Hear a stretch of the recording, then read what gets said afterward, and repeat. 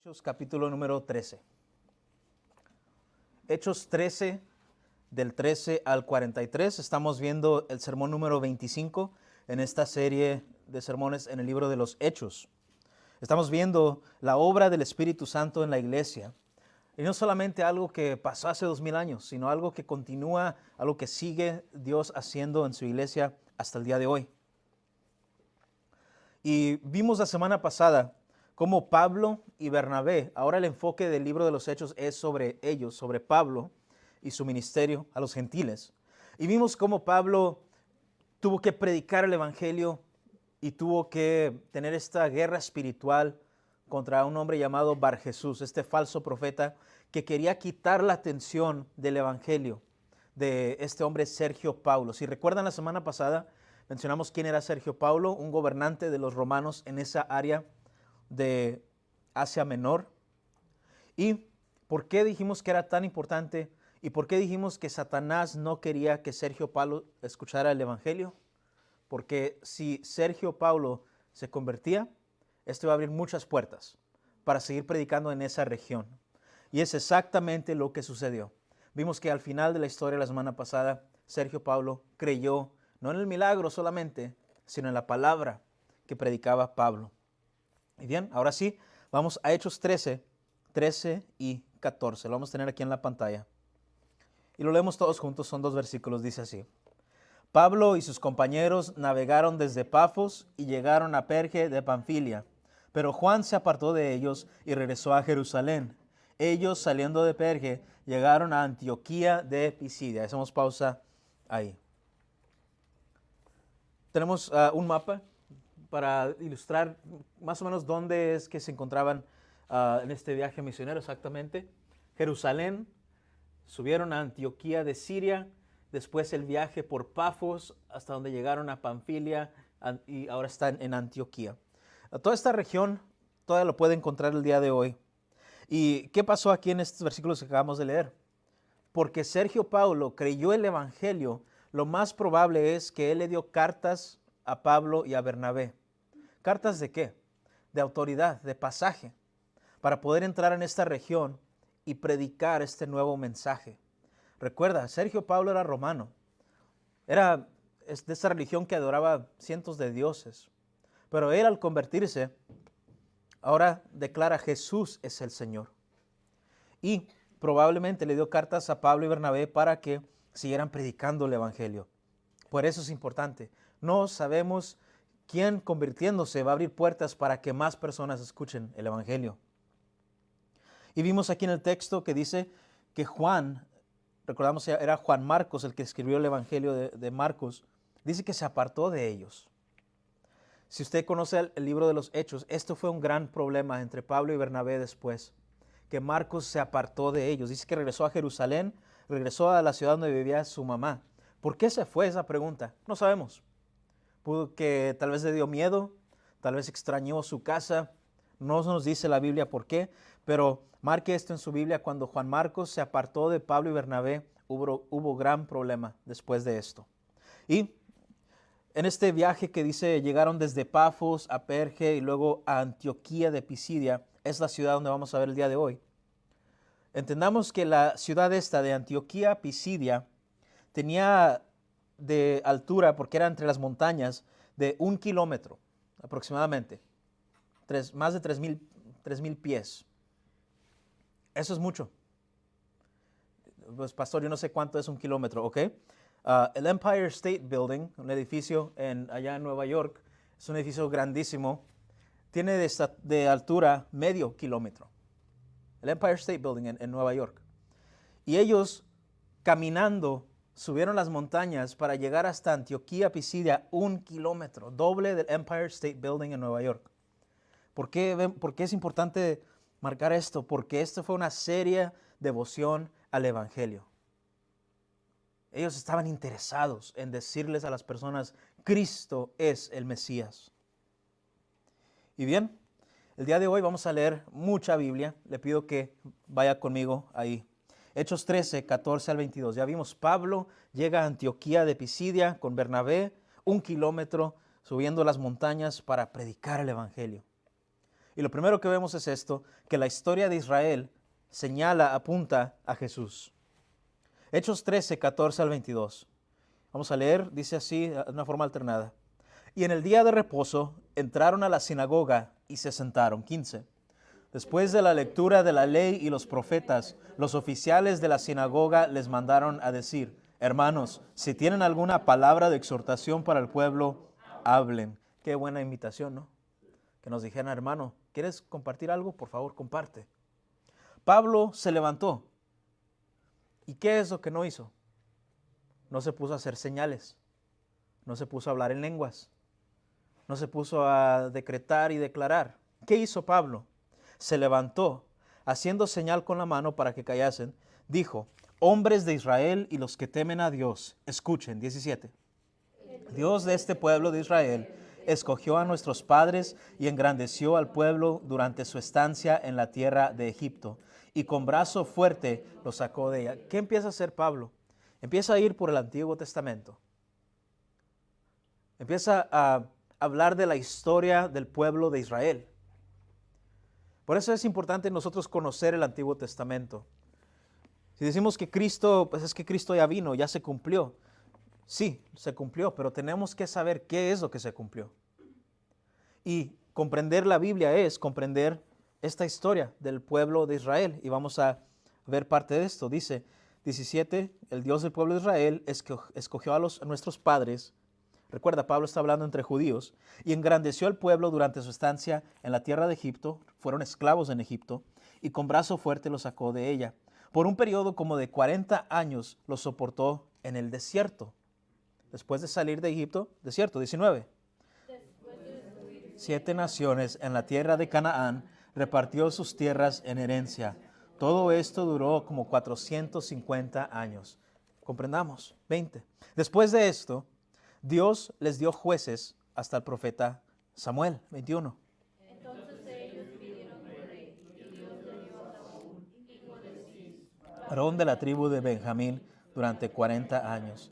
Cuando lo quitó, les levantó por rey a David, del cual Dios también testificó y dijo, he hallado a David, hijo de Isaí, un hombre conforme a mi corazón que hará toda mi voluntad. La historia de Israel.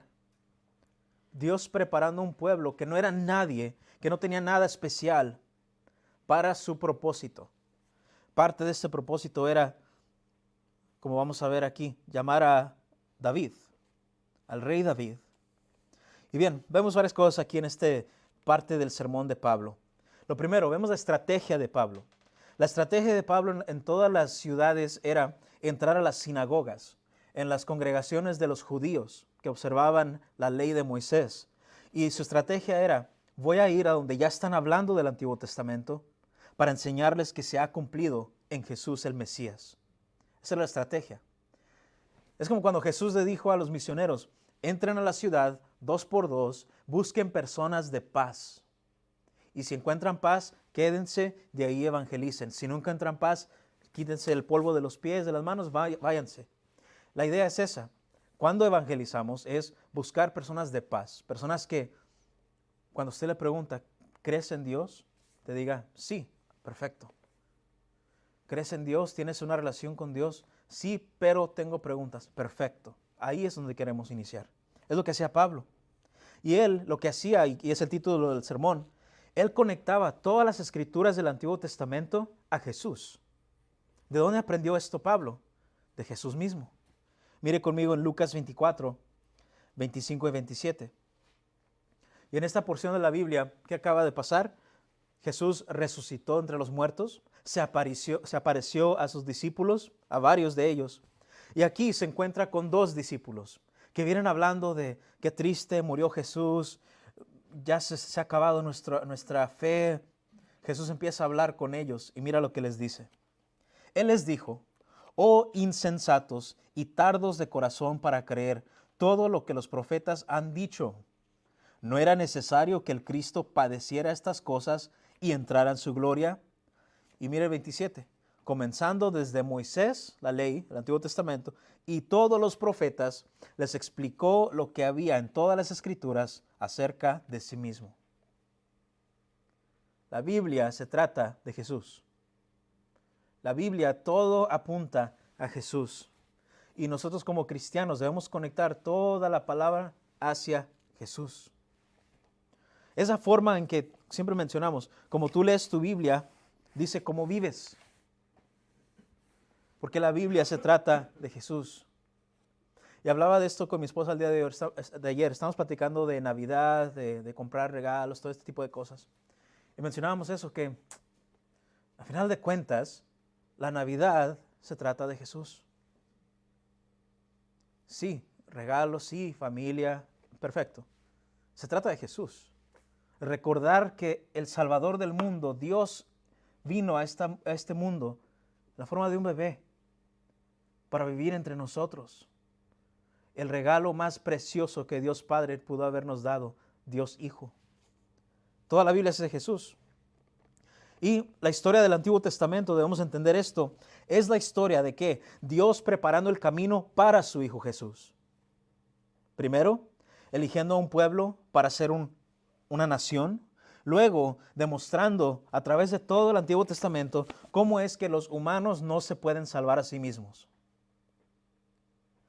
Una vez una muchacha me preguntó, Pastor Manny, yo estoy batallando con la Biblia, ¿por qué? Porque dice cosas muy feas. Digo, sí, ¿cómo qué? Pues Abraham, que mintió acerca de su esposa, ¿por qué Dios dejó que mintiera? De David, que le quitó la esposa a otro hombre, ¿por qué Dios permitió eso? ¿O por qué Dios lo escribió en la Biblia? Eso es un mal ejemplo, le digo, exactamente.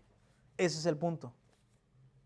El punto es que la Biblia es tan honesta que te dice las peores cosas que hicieron los hombres para demostrar que el hombre solo no se puede salvar. Para demostrar que hasta el mejor de los hombres, David, que dice ahí, he hallado a David, un hombre conforme a mi corazón, que hará toda mi voluntad, hasta él falló. La Biblia nos demuestra que el hombre, sin la gracia de Dios, no se puede salvar a sí mismo. Y el Antiguo Testamento, la Biblia, señala a Jesús como el gran profeta, el gran sacerdote, el gran rey. Debemos aprender, hermanos, cómo leer la Biblia. Y la Biblia se debe leer con dos enfoques. Uno, ¿qué quería decir el autor original a su audiencia? Esto de Jeremías 29:11, yo sé los planes que tengo para ti. ¿A quién le estaba hablando? ¿A quién le estaba hablando? Cuando dice, te bendeciré y todas las naciones serán bendecidas por ti, ¿a quién le está hablando?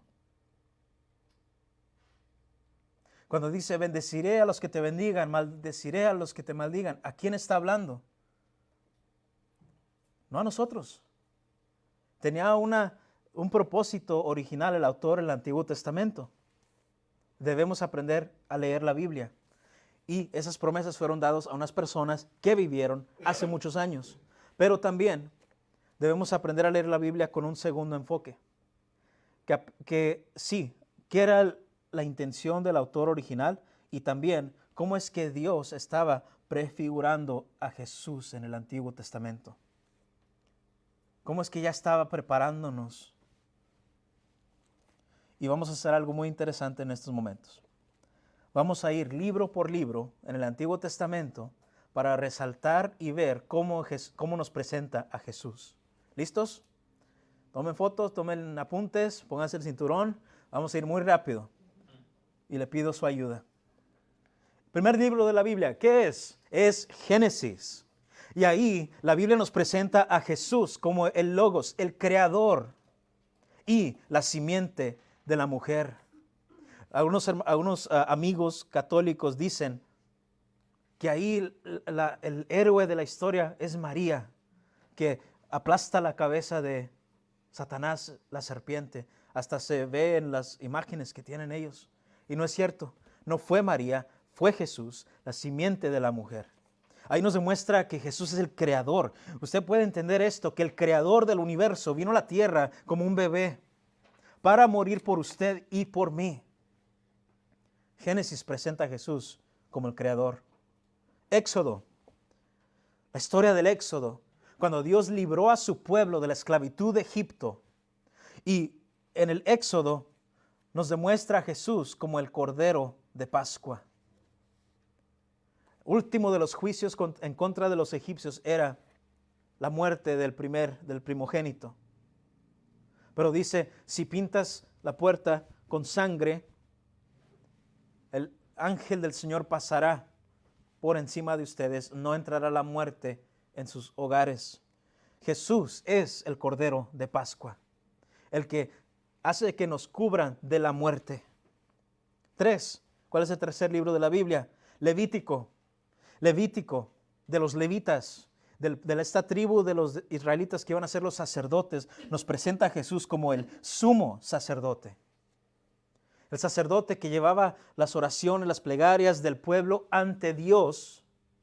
Jesús lo hace perfectamente. Él es el gran sumo sacerdote. Números. En Números vemos cómo el pueblo de Dios fue guiado por el desierto por 40 años.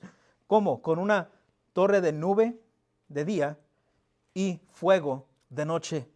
Y nos demuestra a Jesús como nuestro gran líder.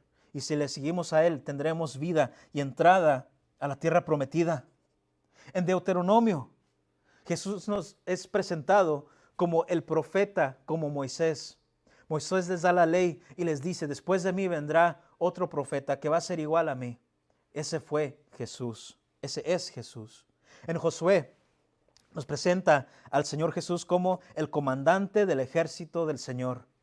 Josué va a tener la batalla, se presenta un ángel y le dice a Josué, ¿eres amigo o eres enemigo? Le dice, yo soy el comandante del ejército de Dios. Ese es Jesús. En el libro de los jueces nos presenta a Jesús como nuestro juez y legislador, el que rige con justicia, el que da solamente verdad. En el libro de Ruth nos presenta a Jesús como nuestro redentor. Ruth, esta jovencita que perdió a su esposo, después llegó a una tierra que no era de ella y ahí es redimida por Booz, este hombre que la honra, la respeta, le da una nueva vida, la salva. Jesús es el gran redentor. En 1 y 2 de Samuel nos es presentado Jesús como la simiente de David. Cuando es ungido el rey David, se dice que él va a ser el próximo rey de Israel. Y nos dice la Biblia, hijo de David, así le decían a Jesús, la simiente de David. En Reyes y Crónicas se nos presenta a Jesús como nuestro rey gobernante. Cuando todos los reyes humanos fallaban, porque hasta los mejores fallan, Jesús es el único rey de reyes que nunca falla. En Esdras nos presenta a Jesús como nuestro escriba fiel, que dijo, ni una de mis palabras pasará sin que se cumpla. Ni una de mis palabras se van a acabar hasta que se cumplan. En Nehemías, la historia de este siervo de Dios que se le mandó ir a reconstruir los muros de Jerusalén, Nehemías nos presenta a Jesús como el gran reconstructor. Pero Él no está construyendo templos de piedra, Él está construyendo templos en nosotros, la iglesia.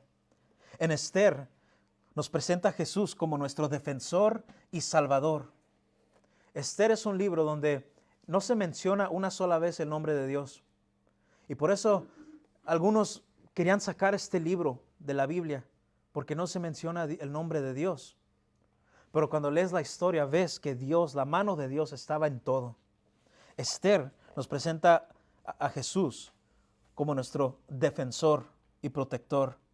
En Job se nos presenta a nuestro Señor Jesús como el Redentor eterno. Job, sufriendo, batallando, empieza a quejarse, a hablar con Dios y Dios le dice, vamos a platicar, te voy a hablar como hombre. Y por fin dice Job, había escuchado de ti, pero ahora mis ojos te han visto. Dice, este es mi Redentor. Jesús es nuestro Redentor. En los Salmos se nos presenta a Jesús como el buen pastor, que dice, nada me faltará. En los Proverbios se nos presenta a Jesús como la sabiduría, el logos, la inteligencia, el conocimiento.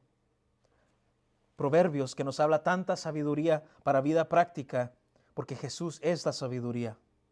Eclesiastés. En este libro que dice vanidad de vanidades, nada tiene sentido, ¿qué nos demuestra de Jesús? Que Jesús es el propósito de nuestras vidas. Él es el propósito de nuestras vidas. En Cantar de Cantares se presenta a Jesús como el novio que va a tomar a su novia, la iglesia, para participar de las bodas del Cordero. En Isaías, ya entrando a los profetas, se nos como qué, como Dios, como el príncipe de paz. En un mundo lleno de guerra, turbulencia, sufrimiento, se nos presenta que algún día vendría un bebé, un hijo, nacido en Belén, que iba a ser y que es el príncipe de paz. En Jeremías y Lamentaciones, escritos por el mismo autor, se nos presenta a Jesús como el profeta que llora. Jesús, cuando estuvo fuera de Jerusalén, dice que lloraba y exclamaba: ¿cuántas veces no te mandé profetas? ¿Cuántas veces no quise poder juntarte como una gallina con sus polluelos, pero no me dejaste? Jesús lloraba por la frustración de ver incredulidad. El profeta que llora. En Ezequiel se nos presenta a Jesús como el Señor glorioso y que todos los ángeles le sirven a Él. En Daniel se nos presenta a Jesús como el anciano de días. Dice, pero pastor, ¿no es ese el Dios Padre? Dice Jesús, el Padre y yo uno somos. Él es el anciano de días, el que siempre ha sido, el que siempre será. En Oseas se nos presenta a Jesús como el esposo fiel. A Oseas, este profeta, se le manda: ve y cásate con esta mujer. Pero esta mujer tenía una vida de prostituta, de ramera. Iba con muchos esposos y cada vez que se iba, Oseas iba tras de ella y la volvía a recibir. Una imagen de que Jesús aún así recibe a su pueblo. Los busca porque Él es el esposo fiel. En Joel se nos presenta a Jesús como el dador del Espíritu Santo. Jesús dijo que es bueno que yo me vaya, porque si yo me voy, vendrá el Espíritu Santo a ustedes. En Amós se nos presenta a Jesús como el levantador de cargas. Jesús dijo: vengan a mí todos los que están cansados y yo los haré descansar. En Abdías se nos presenta a Jesús como una vez más, como juez y salvador. Advertencia, dice: crean en mí y serán salvos, pero si no creen en mí, yo vendré como su juez. En Jonás se nos presenta a Jesús como el profeta resucitado. Jonás, que fue tragado por este pez en el mar, y esta foto está equivocada, es una ballena, no era una ballena, era un pez, un gran pez. Dice que estuvo 3 días en lo profundo de la tierra, bajo el agua, pero que después resurgió. Y Jesús dijo: así como Jonás, así me va a pasar a mí. Después de 3 días regresaré. En Miqueas se presenta a Jesús como el rey del mundo humilde, porque así es Jesús, es un rey humilde. En Nahum se presenta a Jesús como nuestra fortaleza. Nadie lo puede derrumbar, Él nos protege, Él nos guarda. En Habacuc se presenta a Jesús como aquel que vigila, aquel que todo ve, aquel que ve el peligro a la distancia y nos protege y nos advierte. En Sofonías se presenta a Jesús como el poderoso Salvador de Israel.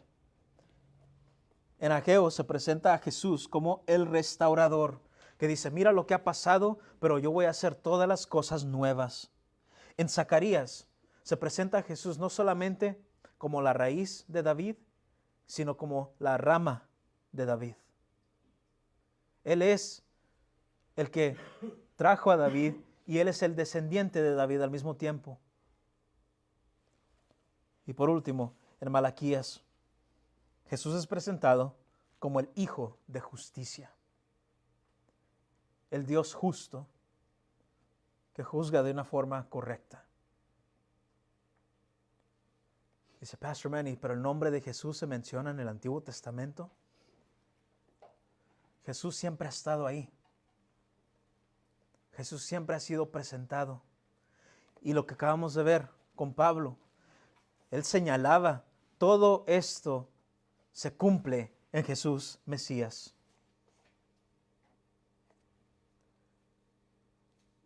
¿Pueden creerlo? Acabamos de hacer un estudio en 5 minutos que muchas personas jamás harán en sus vidas. Jesús es lo que se cumple en las Escrituras. Creo que John MacArthur lo dijo de la mejor manera. Dijo, no hay persona más grande, no hay nadie que alcance el nivel de Jesucristo, no hay tema que se le iguale, y Él es el tema de toda la Escritura, tanto del Antiguo como del Nuevo Testamento. Y tal vez diga, Pastor Manny, quiero ver el Nuevo Testamento, ya no tenemos tiempo, eso es para otro sermón. Es lo que debemos hacer. La Biblia no es una serie de historias desconectadas. Es el mismo Dios que desde el principio preparó el camino para que miles de años después llegara su Hijo a este mundo, para morir por ti y por mí, por tus pecados y mis pecados, para ser enterrado, para ser resucitado y para darnos salvación y vida eterna a todos aquellos que creen en Él. Porque Jesús es el Salvador prometido. Vamos a Hechos 13, 23 al 37. Hechos 13, 23 al 37. Y si no alcanzó a anotar, no se preocupe, le puedo mandar mis notas. Más encargo que me invite a comer. Hechos 13, 23 al 37. Jesús es el Salvador prometido. Y bien, sigue Pablo en su sermón a este grupo de judíos en esta sinagoga y les dice, de la descendencia ¿de quién? Del rey David. Conforme a la promesa, Dios ha dado a Israel un Salvador, Jesús. 24. Después de que Juan predicó antes de su venida un bautismo de arrepentimiento a todo el pueblo de Israel, cuando Juan estaba a punto de terminar su carrera, decía, ¿quién piensan ustedes que soy yo? Yo no soy el Cristo, pero miren, viene tras mí uno de quien yo no soy digno de desatar las sandalias de sus pies. Pausa ahí. ¿Qué pasó entre el Antiguo Testamento y el Nuevo Testamento? 400 años de silencio. Dios ya no habló más. Cerró con el último profeta y ya no habló más. Pero ¿qué pasó hace 2000 años? Dios preparó a un hombre llamado Juan, conocido como el Bautista, porque él bautizaba personas. Y él cuando bautizaba, todavía no llegaba a Jesús, pero decía, prepárense, ya viene Jesús, ya viene el Salvador, ya viene el Mesías, ya viene el que es llamado el Cordero de Dios, porque a Él se va a matar en lugar tuyo. Él va a ser el sacrificio de Dios y Él va a quitar los pecados del mundo. Juan venía preparando el camino y dijo de Jesús, viene tras mí uno de quien yo no soy digno ni de desatar las sandalias de sus pies. 26, ahora sí. Hijos del linaje de Abraham y los que entre ustedes temen a Dios, a nosotros nos es enviada la palabra de esta salvación. Aquí Pablo está hablando a los judíos. Ustedes que por sangre, por ADN son judíos, esto fue encargado a ustedes. El Antiguo Testamento. 27. Pues los que habitaban en Jerusalén y sus gobernantes, sin reconocer a Jesús, ni las palabras de los profetas que se leen todos los días de reposo, cumplieron estas escrituras cuando lo condenaron. ¿Qué dice aquí Pablo? Los que le decían a Jesús, crucifíquenlo, crucifíquenlo, eran los mismos judíos. Los que tenían que haber conocido esta palabra, porque se leía cada fin de semana, no la conocieron o no la obedecieron. Porque si hubieran sabido, este es el Mesías, no lo hubieran condenado. Pero lo hicieron. Lo condenaron. 28. Aunque no hallaron causa para dar muerte a Jesús, pidieron a Pilato que lo mandaran a matar. No tenían razón ni motivo por qué matarlo, pero lo mataron. 29. Cuando habían cumplido todo lo que estaba escrito acerca de él, lo bajaron de la cruz y los pusieron en un sepulcro. Pero Dios lo levantó de entre los muertos. Y por muchos días se apareció a los que habían subido con él de Galilea a Jerusalén, los cuales ahora son sus testigos ante el pueblo. ¿Qué dice? Sí lo crucificaron, sí lo sepultaron, ha resucitado y se apareció a todos sus discípulos. Muchos de ellos que están vivos aquí, dice, y ahora hablan de Jesús, predican de Jesús. 32. nosotros les anunciamos las buenas nuevas de que la promesa hecha a los padres, Dios la ha cumplido a nuestros hijos al resucitar a Jesús, como también está escrito en el Salmo 2: Hijo mío eres tú, yo te he engendrado hoy. Pablo aquí cita el Salmo, el segundo Salmo, y dice, ese Salmo hablaba de Jesús. ¿Qué estamos viendo aquí? Pablo está explicando cómo Dios planeó todo, y es algo que debemos entender. Lo que siempre hablamos de esto, hermanos. El Evangelio no es, Dios tiene un lindo plan para tu vida. El Evangelio no es, oye, ¿quieres aceptar a Jesús? El Evangelio no es, ya te di juguetes, ahora, ¿quieres que Jesús sea tu amigo? Eso no es el Evangelio. Esos son algunos beneficios del Evangelio, pero no es el Evangelio. El Evangelio es todo esto que estamos leyendo, que Dios preparó a Jesús, que Jesús vino a morir por nosotros y resucitó. 34, todos juntos. Y en cuanto a que lo resucitó de entre los muertos para nunca más volver a corrupción, Dios ha hablado de esta manera: les daré las misericordias santas y fieles prometidas a David. Por tanto, dice también en otro salmo, no permitirás que tu santo vea corrupción. En otras palabras, Dios no dejó que el cuerpo de Jesús se empezara a pudrir en la tumba. No lo permitió, lo resucitó.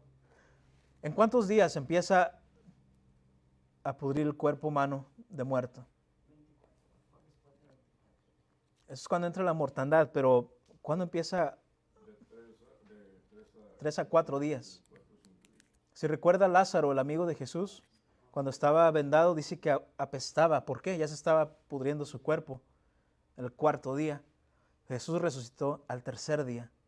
Dios cumplió su promesa y no dejó que su cuerpo empezara what's that word? Decompose? Descomponerse. ¿Por qué? Porque así se lo había prometido a David. 36. Porque David, después de haber servido el propósito de Dios en su propia generación, durmió o murió y fue sepultado con sus padres y vio corrupción. Su cuerpo se descompuso. Pero, 37, aquel a quien Dios resucitó no vio corrupción.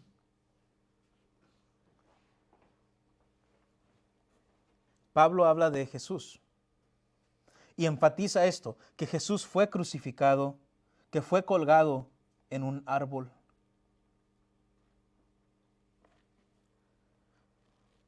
En Deuteronomio dice así la Biblia, el Antiguo Testamento. Escucha esto, si un hombre ha cometido pecado digno de muerte y se le ha dado muerte y lo has colgado en un árbol, su cuerpo no quedará colgado del árbol toda la noche, sino que ciertamente lo enterrarás ese mismo día. ¿Por qué? Pues el colgado es maldito de Dios. Jesús fue colgado en un árbol por nosotros. Y a Él le consideramos como maldito por Dios, maldito de Dios. Él llevó nuestra maldición. Él no la merecía, tú y yo la merecíamos, pero Él lo llevó en su cuerpo. Y por eso al ver a Cristo crucificado es entender, Él llevó mis culpas, Él llevó mi maldición sobre su cuerpo. Eso yo lo merezco. Jesús fue colgado en un árbol, lo bajaron de esa cruz y lo metieron en un sepulcro. También aquí Pablo les dice a ellos, hermanos, hijos de Abraham, hijos de Israel. ¿Qué está diciendo? Esta salvación que Jesús ha comprado con su cuerpo es para todos aquellos que son hijos de Abraham. Y ya mencionamos hace semanas quiénes son los hijos de Abraham. No es solamente alguien que nace por sangre, no es los que están ahorita viviendo en Israel que rechazan a Jesús. Hijos de Abraham son todos aquellos de cualquier nacionalidad que dicen Jesús es el Señor. Esos son los hijos de Abraham. El verdadero Israel, el verdadero pueblo de Dios. Y bien, hablemos de algunos beneficios, ahora sí, de esta salvación que Jesús nos ha dado. 1. Tenemos esperanza en una redención final. ahorita mismo ya tienes vida eterna. Ahorita mismo ya tienes como herencia la vida eterna. Pero algún día tendrás una redención final. Cuando mueras estarás con Dios en el paraíso. Cuando mueras serás glorificado, entrarás en la presencia de tu Dios. El vivir es Cristo, el morir es ganancia, dice la Biblia. Dice a Pablo, prefiero estar fuera del cuerpo y con Dios. Una redención final. ¿Y no es cierto que la necesitamos? ¿No es cierto que cada vez nos cansamos?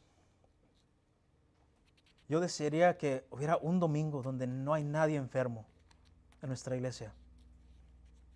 Quiero algún día donde este cuerpo ya deje de cansarse, de envejecer. Yo quiero ver cuando no haya más pecado, cuando no haya doble sentido en la mente de las personas, cuando no exista perversidad en los corazones de los hombres. Yo deseo eso. Y por Jesús tenemos esa esperanza que sí vendrá esa redención final. 2. Tenemos que liberación de la esclavitud del pecado. Antes de Cristo, tú eras un esclavo al pecado. Eras un esclavo. Hacías lo que tu cuerpo quería. Hacías lo que el pecado pedía de ti. Y no tenías forma de escaparte. Un esclavo no decide qué hace. Un esclavo obedece órdenes. Pero ahora en Cristo has sido hecho libre de la esclavitud del pecado. 3. Por salvación de Jesús tenemos que amor y aceptación incondicional de Dios. Incondicional. Aún en aquellos momentos cuando sí caigas en pecado, Dios te recibe, no por ti, sino por Jesús. Van a haber días que te sientes, no soy digno. La verdad es, nadie es digno. Pero Jesús nos hace dignos de que Dios nos ame. Incondicional. La única condición fue Jesús. Ahora no tengo que impresionar a Dios. Jesús ya impresionó a Dios por mí. 4. Una nueva identidad en Cristo. Por eso le dice a la mujer que estaba sorprendida en adulterio, levántate, no peques más. Nueva criatura es, dice Pablo, una nueva identidad en Cristo. Por eso no podemos decir, es que se me sale lo Martínez, es que se me sale lo Hernández. En Cristo somos nueva criatura. 5. Otro beneficio, el poder y presencia del Espíritu Santo, de que tú no estás solo, de que Dios vive en ti y de que Dios va dando fruto en tu vida. ¿No se sintió tan lindo, hermanos, ir a servir? ¿No se siente tan lindo, hermanos, reunirnos como lo hicimos este miércoles pasado? Ya fue la última reunión de estudios pequeños para este año. Y dialogar, platicar de Jesús, hablar de Dios. Antes, el pensar, voy a ir a la iglesia por 2 horas y media porque Pastor Manny se tarda mucho para que me hablen de la Biblia. Eso ni lo quería hacer. Y ahora, Pastor Manny, 2 horas y media, dale 3 horas, hombre, no pasa nada. Nadie me ha dicho eso todavía, pero someday. 6. Una nueva comunidad y sistema de apoyo. Por medio de la salvación que Jesús nos dio, tenemos una nueva comunidad de personas y un sistema de apoyo. No estás solo, no estás sola. Y 7, lo más importante, tenemos perdón de Dios. Tenemos el perdón de Dios. Esto lo publiqué hace unos días en redes sociales y eso, y dije, a mí no me interesa que Dios me reciba tal y como soy. A mí me interesa más que Dios me perdone y que me cambie. Porque ahora todos, es que tienes que recibirme tal y como soy, tienes que aceptarme tal y como soy. No, Dios nos perdona y nos cambia. Y por medio de Jesús tenemos ese perdón, de que nuestras ofensas no las ve más. Que dice Dios, desde el este al oeste, así es la distancia que hay entre yo y recordar tus fallas, tus pecados. Pablo les dice todas las promesas que Jesús da Él las cumplió por medio de su muerte y resurrección. Y cierra con esto. Yo sé que fue mucho leer el día de hoy, pero gracias a Dios. Hechos 13, 38, 43. Cierra Pablo su sermón con esto, una invitación y una advertencia. Una invitación y una advertencia. Mira lo que dice Pablo. Por tanto, hermanos, sepan que por medio de él, de Jesús, les es anunciado el perdón de los pecados. 39. Y que de todas las cosas de que no pudieron ser justificados por la ley de Moisés, por medio de él, todo aquel que cree es justificado. Todas las buenas obras que querían hacer y no las podían hacer, no importan.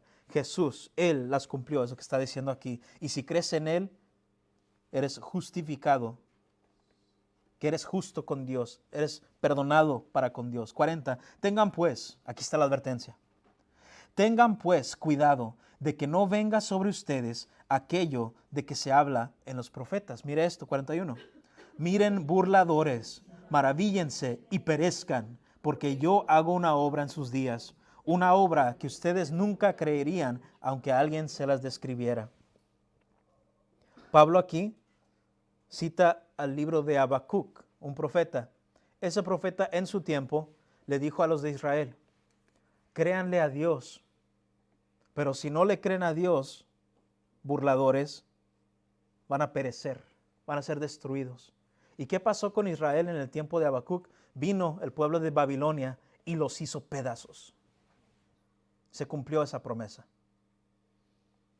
Y aquí Pablo les dice lo mismo, que no les pase como los antiguos, que no creyeron.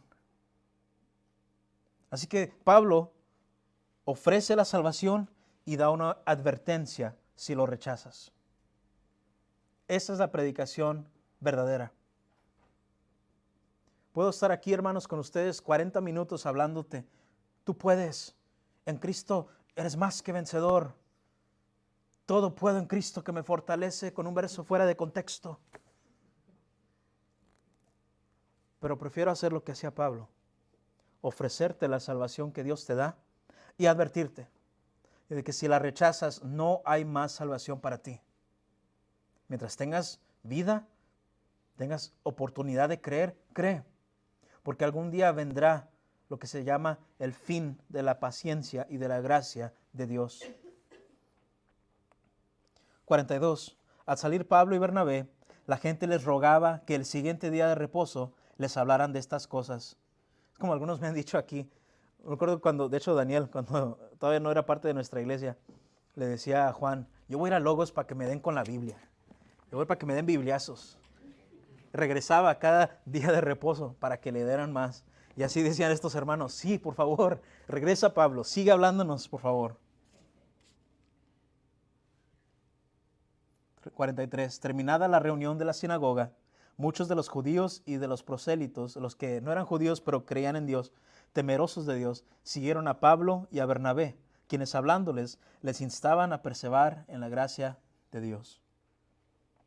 Pregunta, ¿es malvado Dios por ofrecer una advertencia en contra de ellos si le rechazan? En otras preguntas, ¿Dios es malo por salvar a algunos y no a otros? No. ¿Qué dice en otra parte de la Biblia? Él es el alfarero, nosotros el barro. Él hace lo que Él quiere con lo que Él quiere. ¿Dios debe salvar a todos? No. ¿Por qué? Porque todos le rechazan. No es como que Dios escoge, este sí, este no. Todos están huyendo de Él. Y Él, como buen padre, viendo que su niño va corriendo hacia la carretera, va detrás de Él y dice, tú vienes conmigo. Eso no es malvado, eso es amoroso. ¿Es demasiado tarde, Pastor Manny, para aceptar esta oferta? No. Hoy es el día de salvación. ¿Qué cambiará en mi vida, Pastor Manny, si yo acepto esta invitación? Cambiará toda tu vida. Cambiará toda tu vida y en la eternidad tu destino final. Así que te invito, mientras nos preparamos para tomar de la Santa Cena, a que examines tu corazón. Toda la Escritura señala hacia Jesús, de Él se trata todo esto. Y al tomar de la Santa Cena, quiero que te examines. Si tú has puesto tu fe en Jesús, disfruta de esta santa cena, recordando la muerte del Señor. Pero si el día de hoy tú tienes todavía dudas, preguntas, estás viviendo en incredulidad, te pido, te invito, examínate.